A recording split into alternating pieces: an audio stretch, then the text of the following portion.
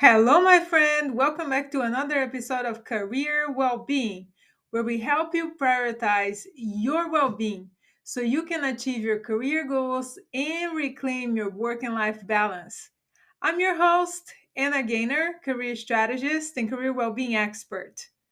Today's topic is something that most of us feel at the end of the year: the busyness of the holiday season.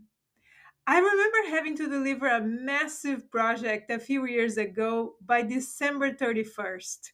It was one of the most stressful projects I ever had to work on. I lacked resources and I was serving as a backup for a coworker. I felt like I didn't have the support or the tools to manage all the tasks I had on my plate. My friend, besides the holiday parties, gatherings, gift lists, decorations, and much more, what happens when you have to tackle your tasks and serve as a backup for a coworker? Unfortunately, not everyone can take time off during the holidays. So, what can you do to help reduce the work stress of the season? I am here to help you.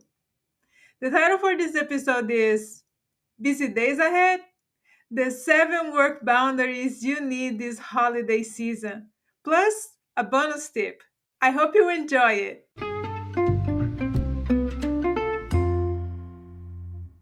This is the season for joy, family, friends, and of course, work stress.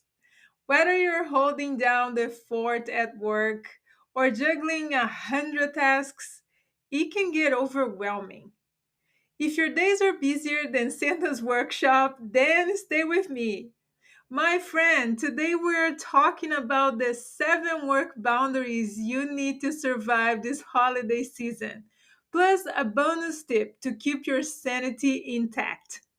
Boundaries can be the best gift you give yourself during the holidays. So let's unwrap those gifts.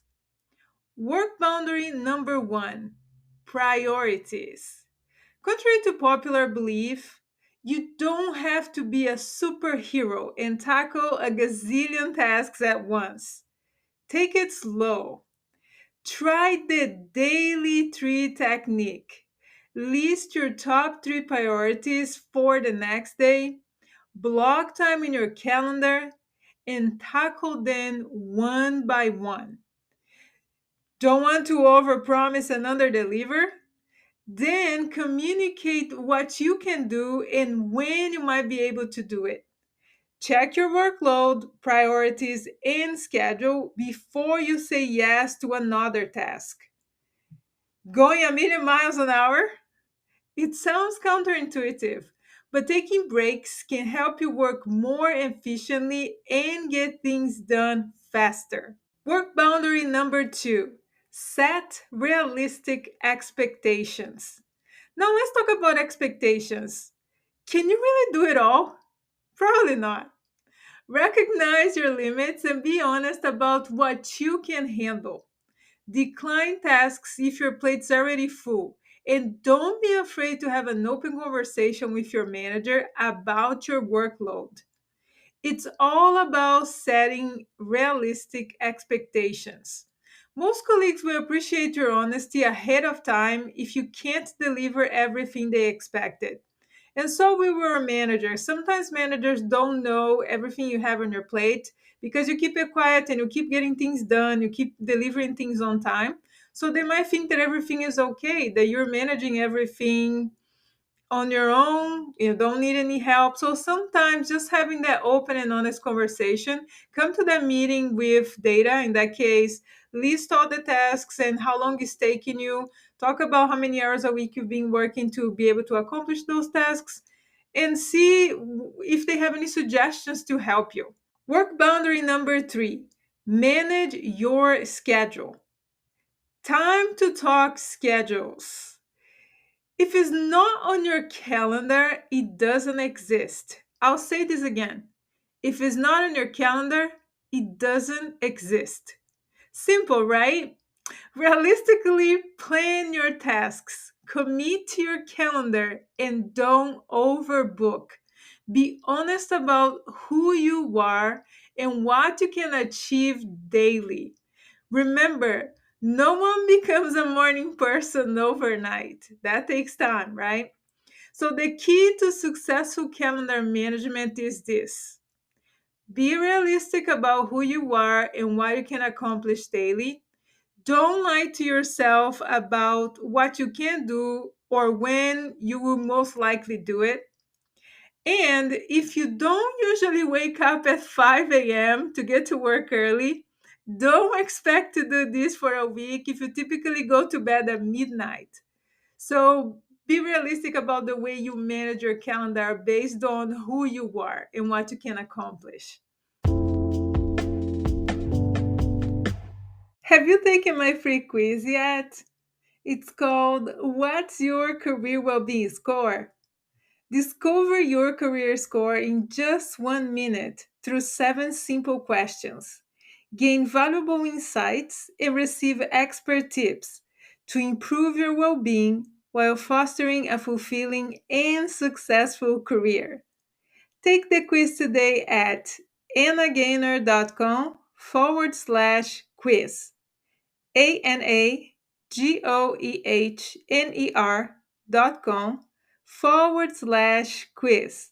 And just in case you are a multitasker like most of us, you can find the link to the quiz in the show notes. Now let's get back to today's episode. Work boundary number 4: protect your time. Time management is a lifelong skill. Use technology wisely, set work hours, and learn to say no. Saying yes to everything might feel good initially, but it's a shortcut to stress yourself. Protect your time as much as you can so you can enjoy more of the things that bring you joy outside of work. It's about protecting your time and also your energy, because the more you work, the more you might feel like you don't have enough energy to do things outside of work. If you receive a request and you know you don't want to do it right away, say no politely. Of course, this doesn't apply to everything, such as critical requests from your manager, but you can say no to some tasks and invitations. You don't need to say yes to everything. You can even create a folder in your inbox with those emails. Then go over each message and write a polite declining response. Check out the blog post that goes along with this episode for a few examples of what you can write in your response to those messages. I'll have the link in the show notes. Work boundary number 5: create a next year list. Got lingering tasks that can wait? Put them on the next year list. Don't let minor to dos distract you from enjoying the holidays. If the tasks won't impact a deadline or make you miss a payment, they can wait until January. Create a folder in your inbox or a list to remind you of what's pending and take care of it in January or whenever you can. Work boundary number 6: ask for help. Feeling overwhelmed? Ask for help. Coworkers, assistants, interns, they exist for a reason. They are there to help you. Don't be shy about asking for help. You are not a one person army. Communicate, delegate, and deliver your tasks according to plan. Perhaps a colleague can help you finish a task faster by telling you how they would do it. They may have a faster process or method you haven't thought about it before. Work boundary number 7: limit distractions. I don't know about you, but I love the Grinch. But for this work boundary, distractions can be the Grinch is stealing your productivity. Not fun, right? Do you feel like hours go by and you can't get things done? Then it's time to mute notifications, set boundaries with work tools, and find a quiet space. Your focus will thank you. Let your manager and team know when you will check emails so they know they shouldn't expect an urgent response. Let them know how to reach you in case a priority comes up. Now, here's your bonus tip: be kind to yourself. The holidays are stressful and mistakes can happen. Set limits on your work emails, take breaks, and schedule time for yourself. Remember, you are a human deserving of love and well being. Even when you are busy at work, you still need to get your mind away from the office tasks. Schedule some time for yourself each day to relax and recharge. It could be anything from reading a book to taking a walk to spending time with your loved ones. Anything that would bring you joy and make you feel rest and relaxed.